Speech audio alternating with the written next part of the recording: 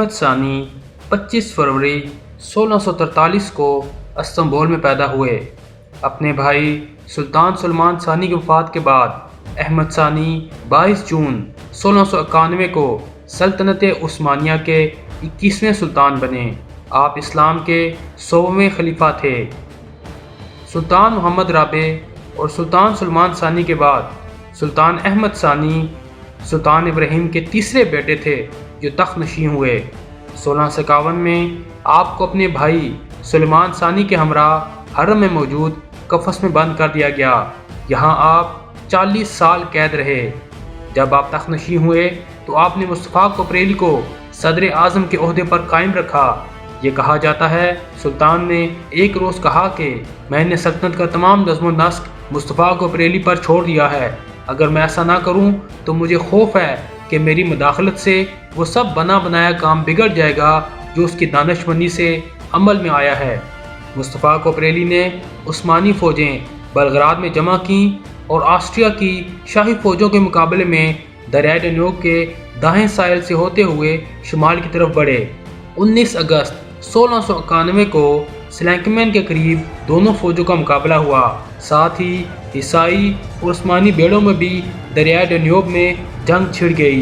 عثمانی بیڑے نے عیسائی بیڑے کو شکست دی، لیکن اس فتح سے عثمانی فائدہ نہ اٹھا سکے کیونکہ بری جنگ میں انہیں سخت ہزیمت ہوئی۔ مصطفیٰ کوپریلی نے اپنے ازمودہ کار رفقا کے مشورے کے خلاف کریمیا سے آنے والی کمک کا انتظار کیے بغیر آسٹرین فوج پر حملہ کر دیا تھا، لیکن جب آپ نے دیکھا کہ ترکوں کے قدم اکھڑ رہے ہیں تو خود تلوار لے کر عیسائی فوج کے قلب میں گھس گئے اور تیغ زنی کے جوہر دکھاتے ہوئے شہادت کے رتبے پر فائز ہوئے۔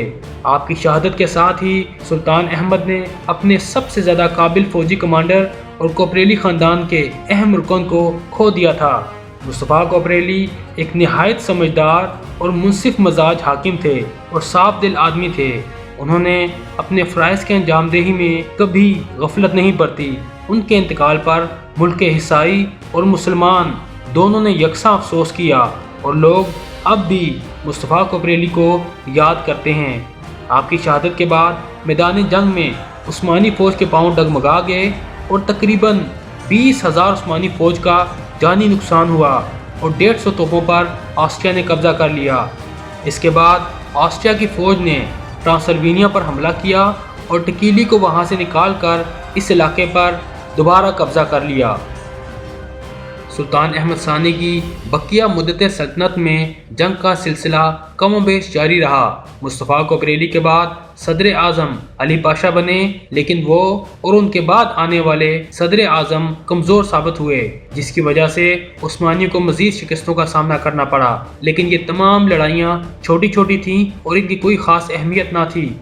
وینس بھی سلطنت عثمانیہ کو سنبھلنے کا موقع فراہم نہیں کر رہا تھا، چنانچہ وینس کے ایک بحری بیڑے نے جزیرہ خیوس پر قبضہ کر لیا۔ سلطان احمد کو جب اس کی خبر ملی تو آپ بہت برہم ہوئے اور حکم دیا کہ اگر سردیوں کے جانے سے پہلے خیوس کے دوبارہ فتح نہ کیا گیا تو عثمانی بحری بیڑے کے افسروں کو قتل کر دیا جائے گا۔ چنانچہ 1695 کو حسین میزو مورتو پاشا کی سربراہی میں عثمانی بحری بیڑا استنبول سے روانہ ہوا۔ آپ نے وینس کے بحری بیڑے کو زبردست شکست دی اور خیوس کو دوبارہ فتح کر لیا۔ سلطان احمد ثانی کے عہد میں وبا اور قحط کے بھی کئی حملے ہوئے۔ سمرنا میں ایک بڑا زلزلہ آیا جس سے بہت نقصان پہنچا، اور پھر ستمبر 1693 میں خود استنبول میں ایک زبردست آگ لگ گئی جو اس زلزلہ سے بھی زیادہ برباد کن ثابت ہوئی۔ سلطان احمد ثانی بہت زیادہ محب الوطن اور شریف النفس انسان تھے۔ اپنی بیماری کے ایام میں بھی آپ نے کبھی ریاستی حالات سے غفلت نہیں برتی۔ آپ گاہے بگاہے بھیس بدل کر عوام میں جایا کرتے تھے اور لوگوں کی مشکلات اور تکالیف جان کر ان کا ازالہ کیا کرتے تھے۔ آپ کی عز و انکساری کا اندازہ اس بات سے لگایا جا سکتا ہے کہ آپ کہا کرتے تھے کہ میں نے کبھی بھی سلطان بننے کا نہیں سوچا، لیکن اللہ تعالیٰ نے اپنے اس نااہل بندے کو اس منصب پر سرفراز کیا جس کا میں جتنا بھی شکر ادا کروں وہ کم ہے۔ آپ 6 فروری 1695 کو 52 سال کی عمر میں ادرنا میں انتقال کر گئے۔ آپ کو استنبول میں سلیمانیہ مسجد میں سلطان سلمان اعظم اور سلطان سلمان ثانی کے پہلو میں دفن کیا گیا۔